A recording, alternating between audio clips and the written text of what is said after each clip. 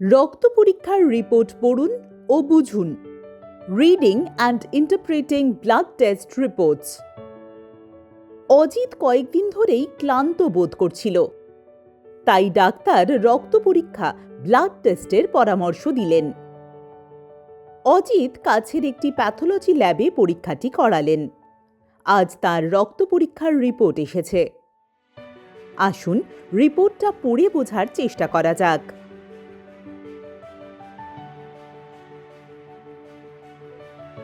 আপনি কি কখনো আপনার রক্ত পরীক্ষার রিপোর্ট মন দিয়ে পড়েছেন? যদি আপনি এই সংখ্যাগুলির অর্থ বুঝতে শেখেন, তাহলে আপনি নিজের স্বাস্থ্য সম্পর্কে আরও সচেতন হবেন এবং সময় মতো ডাক্তারের সঙ্গে পরামর্শ করতে পারবেন। রক্ত পরীক্ষা বিভিন্ন ধরনের হয়। অজিতের ডাক্তার তাকে সিবিসি অর্থাৎ কমপ্লিট ব্লাড কাউন্ট করার পরামর্শ দিয়েছিলেন। এটি সবচেয়ে সাধারণ এবং প্রাথমিক পরীক্ষা। এটি আপনার রক্তের 3টি গুরুত্বপূর্ণ উপাদানের একটি রিপোর্ট। লোহিত রক্তকণিকা, আরবিসিস বা রেড ব্লাড সেলস। এতে হিমোগ্লোবিন থাকে, যা শরীরে অক্সিজেন বহন করে।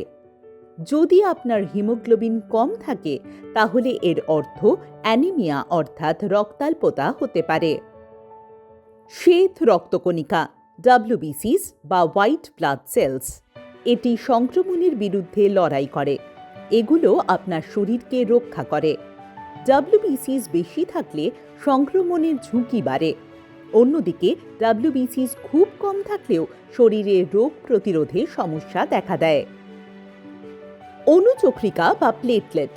এটি রক্ত জমাট বাঁধতে সাহায্য করে। প্লেটলেটের মাত্রা কমে গেলে আঘাতের পর রক্তপাত বন্ধ হতে সময় লাগে। অভ্যন্তরীণ রক্তপাতের ঝুঁকিও বেড়ে যায়। প্লেটলেটের মাত্রা বেড়ে গেলে রক্ত জমাট বাঁধার ঝুঁকি বেড়ে যায়। এই রিপোর্টটি মন দিয়ে দেখুন। বাঁ দিকে পরীক্ষা করার সমস্ত উপাদানের নাম রয়েছে এবং প্রতিটি উপাদানের পাশে উপাদানের স্বাভাবিক সীমার মাত্রা বা নর্মাল রেঞ্জ দেওয়া আছে। সাধারণত সেই উপাদানের মান এই সংখ্যাগুলির মধ্যে থাকা উচিত। উদাহরণস্বরূপ, হিমোগ্লোবিনকে এইচপি দ্বারা প্রকাশ করা হয়। হিমোগ্লোবিনের স্বাভাবিক সীমার মাত্রা বা নর্মাল রেঞ্জ মহিলাদের জন্য প্রতি ডেসিলিটারে 12 থেকে 14 গ্রাম এবং পুরুষদের জন্য প্রতি ডেসিলিটারে 13.5 থেকে 17.5 গ্রাম। এখানে গ্রাম প্রতি ডেসিলিটারের মতো একক লেখা আছে। এখানে লেখা রয়েছে অজিতের হিমোগ্লোবিনের মাত্রা 14.7। এটি স্বাভাবিক সীমার মধ্যেই রয়েছে। কিন্তু যদি কোনো উপাদানের পরিমাণ তার স্বাভাবিক মাত্রার চেয়ে কম বা বেশি হয়, তাহলে সেই সংখ্যাটি রিপোর্টে গাঢ় রঙে হাইলাইট করা হয় বা দেখানো হয়।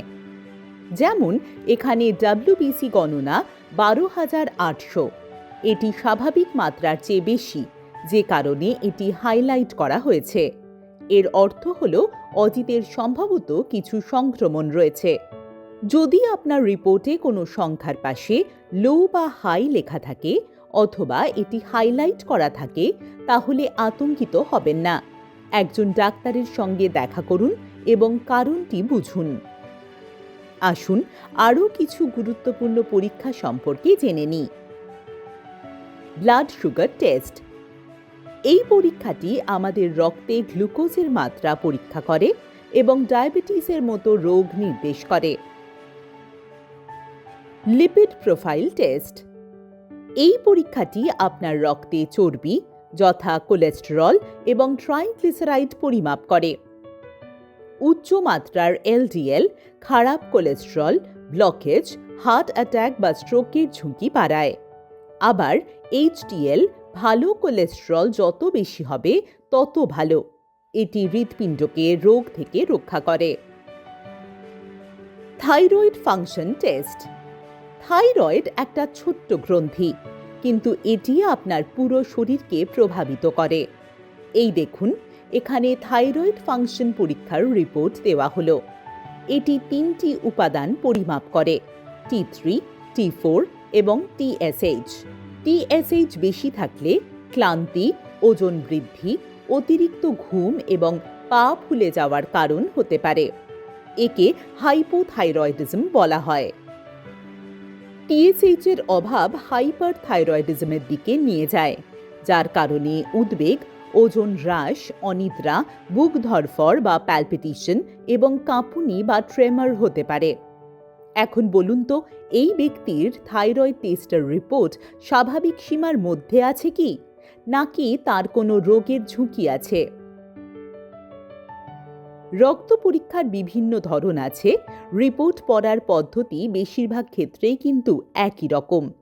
উপাদানটির নাম, আপনার শরীরে উপাদানের মাত্রা, ইউনিট এবং সেই উপাদানটির স্বাভাবিক সীমার মাত্রা বা নর্মাল রেঞ্জ।